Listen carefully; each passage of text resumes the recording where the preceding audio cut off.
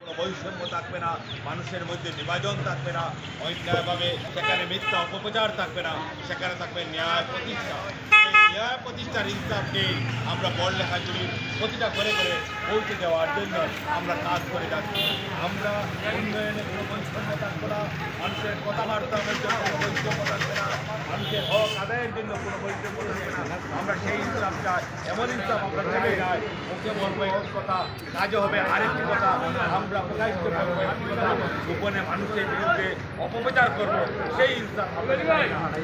আমাদের কাছে ওয়াদা করি, শহীদ এই ঘুড়ি আমার সামনে রাস্তা দিয়ে এক সময় ঘুড়ি এই ফুটবল মেরে গিয়েছিলেন, আমরা লাঠি জিল্লায় গিয়েছিলেন, এই ঘুড়ি বাজারে ঘুড়ি খাল খনন করেছিলেন, ঘুড়ি বাঁচিয়ে এটা ভুলে নাই।